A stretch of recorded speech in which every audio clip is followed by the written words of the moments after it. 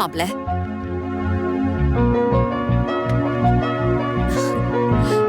உட்காருங்க. இல்ல பரவாயில்லைங்க. காவியா, மாப்ள வந்திருக்கார் பாரு.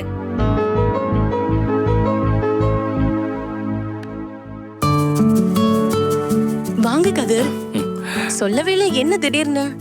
அம்மா இந்த அளவு ஜாக்கெட்டை கொடுத்துட்டு வர சொன்னாங்க. ஆமால. சரி மாப்ள, நான் காஃபி போட்டு எடுத்துட்டு வரேன். அம்மா நீங்க இருங்க, நான் போய் போட்டுட்டு வரேன். பாரா காவியா, காஃபி போடலாம் தெரியுமா உனக்கு? எனக்கு இத்தனை நாள் இதெல்லாம் தெரியாதே. மா நீங்க இருங்க கதிர், நான் போய் காஃபி போட்டு கொண்டு வரேன்.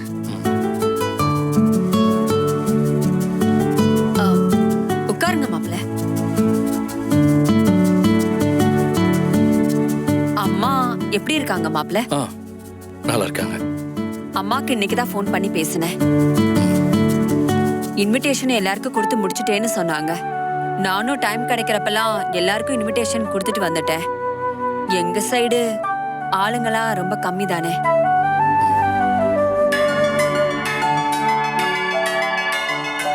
மாப்ள, ஒரு முக்கியமான கால், நான் பேசிட்டு வந்துட்டுமா? ஹலோ. ஆமா.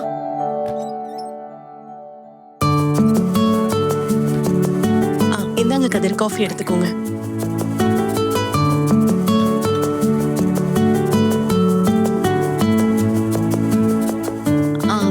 கதிர், காஃபி எப்படி இருக்கு? நல்லா இருக்கு காவியா. நிஜமாவா? நிஜமாவே நல்லா இருக்கு.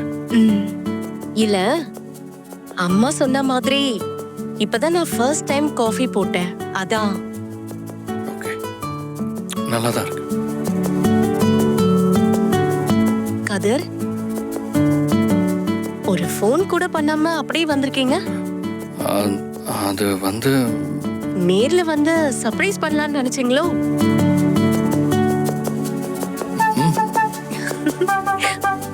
நானே உங்களை வந்து மீட் பண்ணலாம்னு நினைச்சிட்டு இருந்தேன், ஆனா நீங்களே வந்துட்டீங்க. ஏன் என்ன மீட் பண்ணணும்னு நினைச்சேன்? ஏன் நான் உங்களை மீட் பண்ண காரணம் வேணுமா என்ன?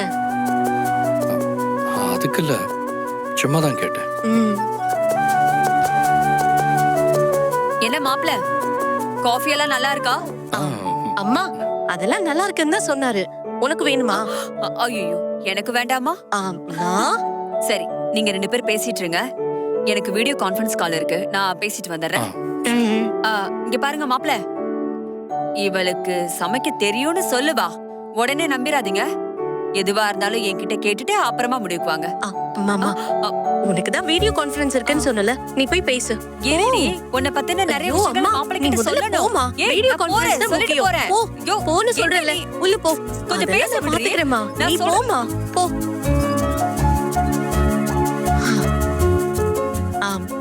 கதிர், இங்க ரொம்ப டிஸ்டர்பன்ஸா இருக்கு, நம்ம ரூம்ல போய் உட்கார்ந்து பேசலாமா?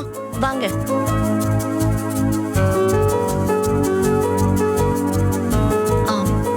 என்ன, வாங்க கதிர், வாங்க. ஓகே, வாங்க.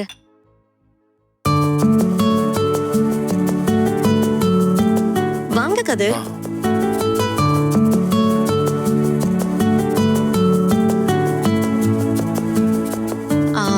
இப்பதான் முதல்ல என் ரூம்க்கு வரீங்கல்ல?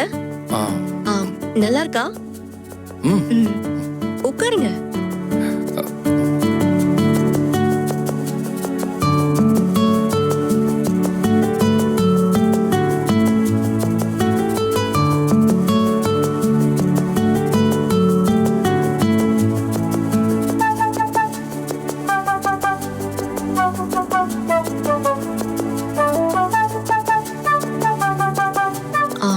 அப்புறம் வீட்ல கல்யாண வேலைலாம் எப்படி போயிட்டு இருக்கு? போயிட்டு இருக்கு காவியா. அம்மா தான் எல்லாத்தையும் பார்த்துட்டு இருக்காங்க. இங்கேயும் ஆல் இன் ஆல் எங்க அம்மா தான் எல்லாத்தையும் பார்த்துட்டு இருக்காங்க. இந்த கல்யாணம் நல்லபடியா முடிஞ்சாதான் அவங்க கொஞ்சம் ரிலாக்ஸா இருப்பாங்க.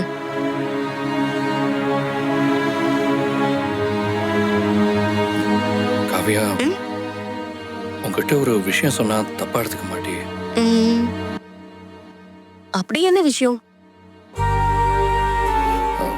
இல்ல, உன் அம்மாவும் அப்பாவும் பிரியும் போது நீ ரொம்ப சின்ன பொண்ணா இருந்திருப்ப. அண்ட் உன்னால அப்ப சரியா எதையும் யோசிச்சிருக்க கூட முடியாது. ஆனா இப்ப அப்படி இல்லைல்ல. உன் அம்மா தான் உன் அப்பா மேல இன்னும் கோவமா இருக்காங்க. அட்லீஸ்ட் நீயாவது அவர்கிட்ட கொஞ்சம் பேசி பார்க்கலாம்ல. அட்லீஸ்ட் உங்க அப்பா உன்னை பத்தி என்ன நினைச்சிட்டு இருக்காருன்னு தெரிஞ்சுக்கலாம்ல. வேண்டாம் வேண்டாம் கதிர். இந்த ஜென்மத்துல எனக்கு அப்பான்னு ஒருத்தர் இல்ல. இனிமே அவரை பத்தி பேச வேண்டாம்.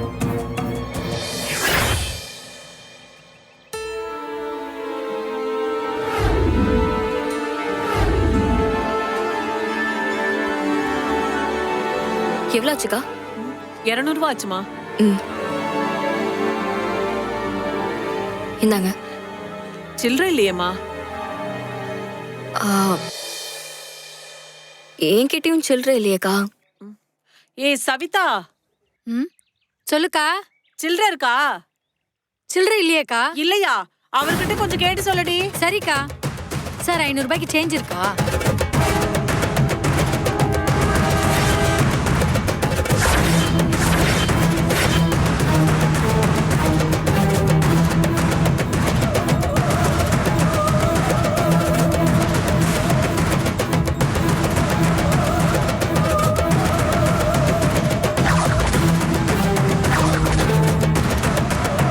குழந்தைய கொன்னதும் இல்லாம இப்ப நல்ல மாதிரி திதி கொடுக்க வந்துட்டியா?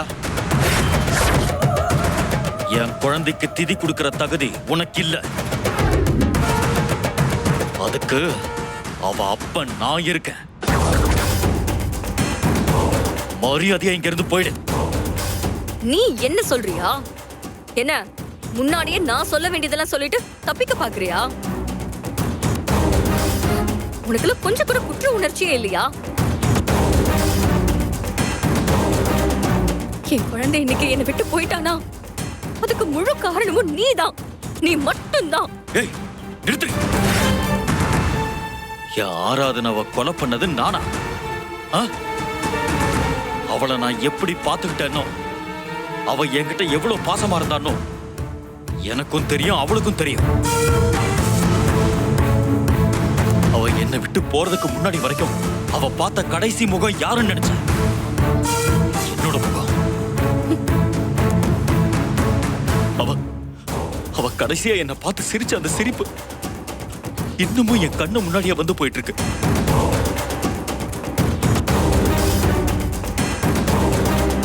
அவளும் நானும் பண்ண பெரிய தப்பே அதுதான். உன்னோட உண்மையான முகம் என்னன்னு தெரிஞ்சுக்காம உன்னை லவ் பண்ணி கல்யாணம் பண்ணது நான் பண்ண முதல் தப்பு. விதியோட விளையாட்டு. உனக்கு மகளா பிறந்தது அவ பண்ண தப்பு. ஆராதனா கடைசியா பார்த்த முகம் வேணா உன்னோடதான் இருக்கலாம். ஆனா அவ மனசுல இருந்தது நானா தான் இருப்பேன். ஆராதனா கண்டிப்பா அம்மான்னு என்னதான் கூப்பிட்டுருப்பா.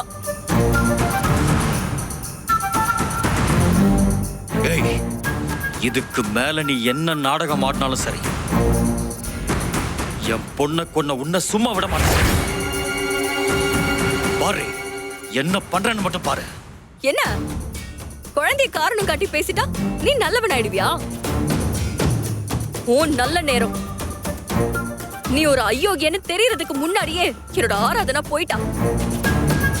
இல்லனா அவளே இந்நேரம் நீ பண்ற ஃப்ராடத்தனத்தெல்லாம் பார்த்து உன்னை உதறி தள்ளிட்டு போயிருப்பா. நீ என்ன பழி வாங்குறது?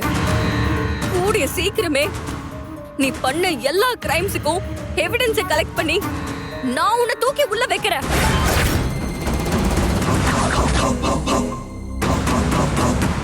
உன்னால முடிஞ்சா தொடுத்துக்க. இது என்னோட ஆராதனாவோட நினைவு நாளான இன்னைக்கு நான் உனக்கு விடுற சேலஞ்ச்.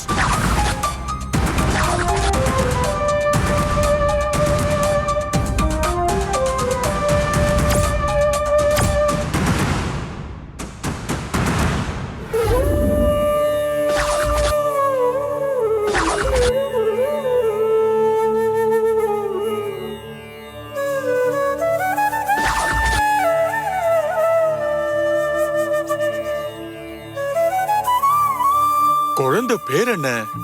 ஆராதனா. ஆராதனா. கொழுக்கட்டே பிரியனே போற்றிவோம்.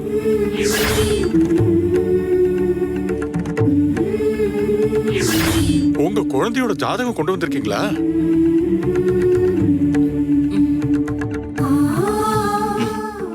சரி, பரவாயில்ல, பாத்துக்குவோம். அம்மா, குழந்தையோட ஜாதகம் இருக்காமா? இருக்குங்கய்யா.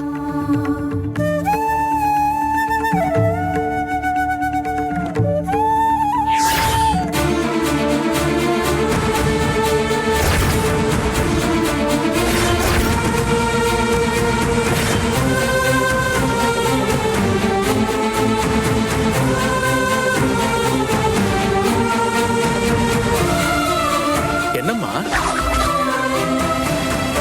குழந்தைக்கு முதல் திதியா கொடுக்கறீங்க? ஆமாங்கய்யா. என்னாச்சுங்கய்யா?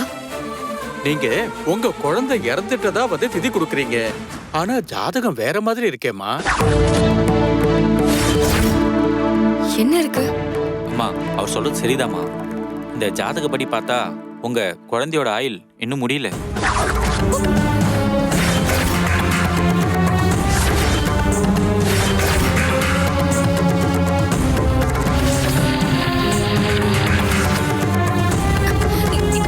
என்ன சொல்றீங்க?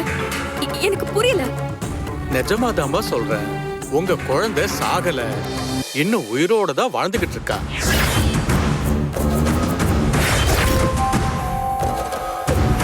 இல்லங்க, என் குழந்தை இறந்துட்டா. அத நான் என் கண்ணு முன்னாடி பார்த்தேன். இல்லம்மா, எல்லா கட்டமும் ஒரே மாதிரி தான் சொல்லுது. உங்க குழந்தை இன்னும் இந்த உலகத்துல உயிரோட தான் வாழ்ந்துகிட்டு இருக்கா.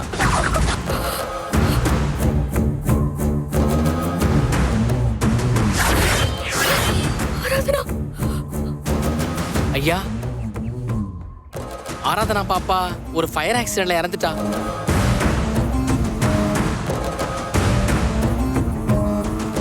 என்ன இருந்தாலும் எனக்கு கொஞ்சம் உறுத்தலா தான் இருக்கு. ஏன்னா ஜாதகம்ங்கிறது பிரம்ம சாஸ்திரத்தோட விதி. அது தப்பா இருக்க வாய்ப்பே இல்லை. எனக்கு தெரிஞ்ச கணக்கு சாஸ்திரங்களை வச்சு கோயில் முன்னாடி கடவுள் சாட்சியா சொல்றேன், உங்க குழந்தை இன்னும் உயிரோட தான் இருக்கா.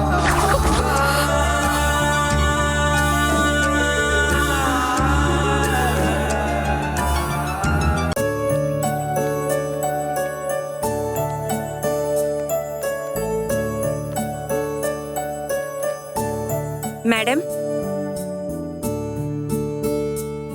யாருமா? என் பேரு மஞ்சுளா. சாந்தி அக்கா இங்க வீட்டு வேலைக்கு சொல்லியிருந்தாங்க. ஓ, நீதானா அது? உள்ள வா. Okay madam.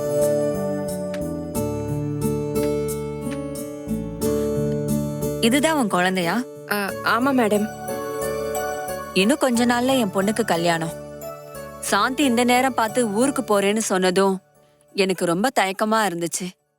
நீ சரியான நேரத்துல தான் வந்திருக்க. ஊர்ல உன் ஃபேமிலில யாரெல்லாம் இருக்காங்க? நானும் என் பொண்ணும் தான் மேடம். எங்களுக்கு வேற யாரும் இல்ல.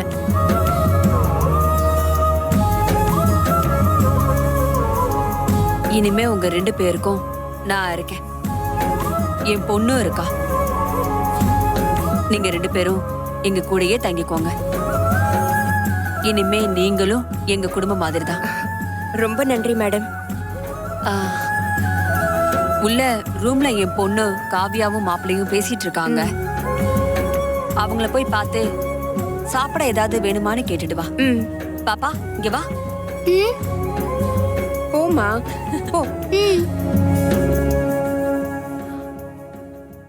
இத்தனை வருஷமா நானும் என் அம்மாவும் அனுபவிச்ச வழியெல்லாம் மறந்துட்டு நான் உங்களை கல்யாணம் பண்ணிக்கிட்டு சந்தோஷமா வாழணும்னு நினைக்கிறேன் கதிர்.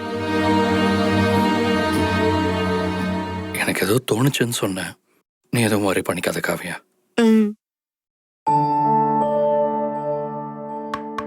மேடம், வாங்க.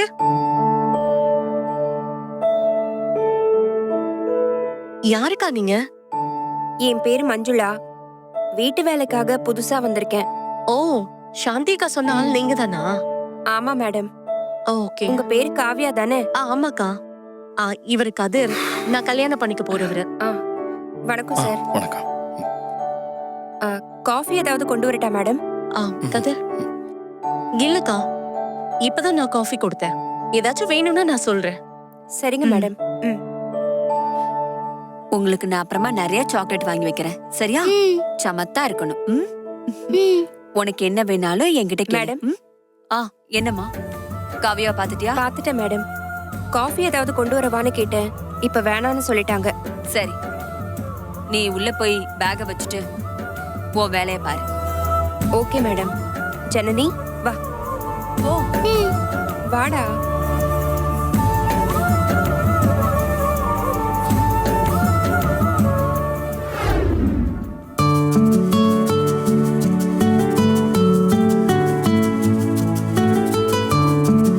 சரிங்க, அப்ப நான் போயிட்டு வரேன். ஐயோ என்ன மாப்ள, அதுக்குள்ள கிளம்பிட்டீங்க?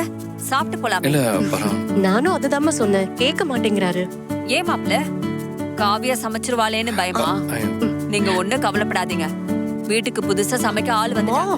போதும், கூடிய சீக்கிரம் நானும் சமைச்சு சும்மா அசத்துறனா இல்லையான்னு மட்டும் பாரு. சரி, நீ கத்துக்கிட்டா சந்தோஷம்தான்.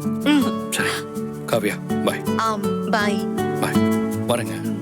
மாப்ள, வெளியில ஏதாவது அர்ஜென்ட் ஒர்க் இருந்தா இன்னைக்கே முடிச்சிருங்க. ஏன்னா உங்களுக்கு காப்பு கட்ட போறோம். அதுக்கப்புறம் நீங்க வீட்டை விட்டு வெளியில வரக்கூடாது, தெரியும்ல? ஓகேங்க, பாத்துக்கலாம். சரிங்க, வரேன். பாய் கதிர்.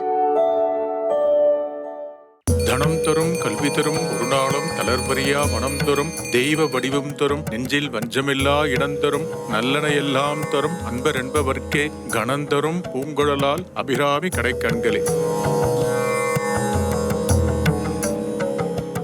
நல்லா இருக்கு.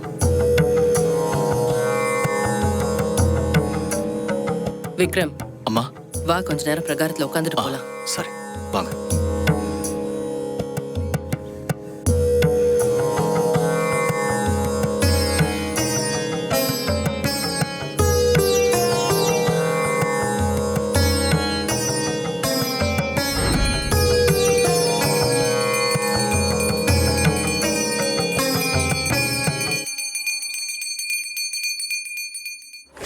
உங்க குழந்தை இன்னும் உயிரோட தான் இருக்கா?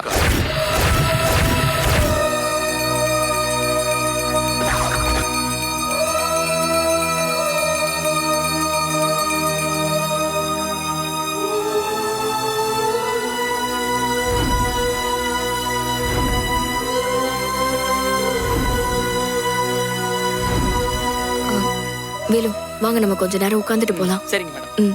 வாங்க. வா சுகுணா. வா மேடம்.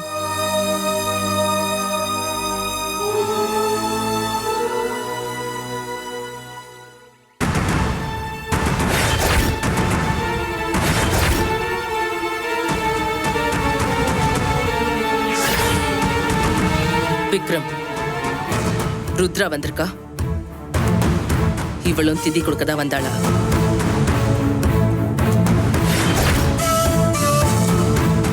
ஆமாமா. நீ முன்னாடியே பாத்துட்டியா?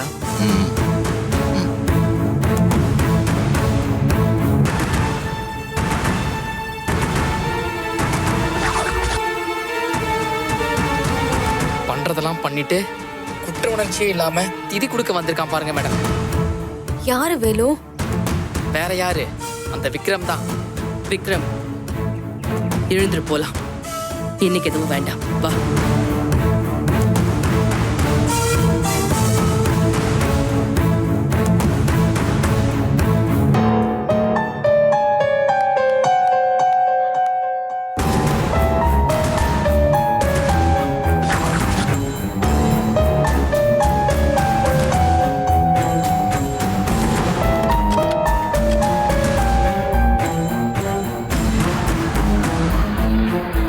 எப்படிதான் இந்த மாதிரி மனுஷங்கெல்லாம் வாழ்ந்துகிட்டு இருக்காங்கன்னே தெரியல. கொஞ்சம் கூட செஞ்ச தப்பை பத்தி நினைச்சு பார்க்காம மேலும் மேலும் தப்பு பண்றதுக்கு இவங்களுக்கெல்லாம் எப்படிதான் மனசு வருதுன்னே தெரியல. விடுங்க வேலு, அதெல்லாம் கடவுள் பார்த்து பாரு. மேடம், எனக்கு ஒண்ணு தோணுது, சொல்லவா? சொல்லு சுகுணா. அந்த ஐயர் சொன்ன மாதிரி உங்க குழந்தை இன்னும் உயிரோட இருந்தா எப்படி இருக்கும்?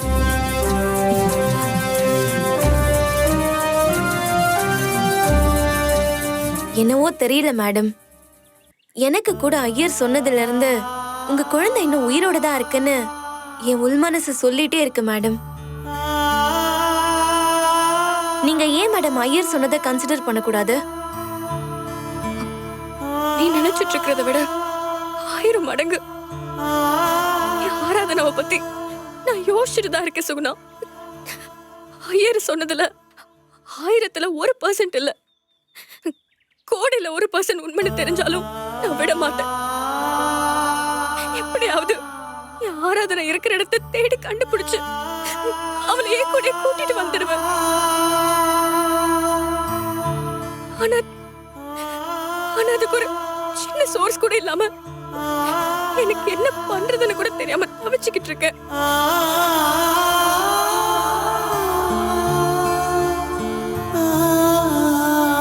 ஏன் மேடம், அந்த ஃபயர் ஆக்சிடென்ட் நடந்தப்போ பாப்பாவோட பாடி கூடவா உங்களுக்கு கிடைக்கல? இல்ல வேலு, ஆராதனோட அடையாளமா கிடைச்சது வெறும் இளவும் சாம்பலும் தான்.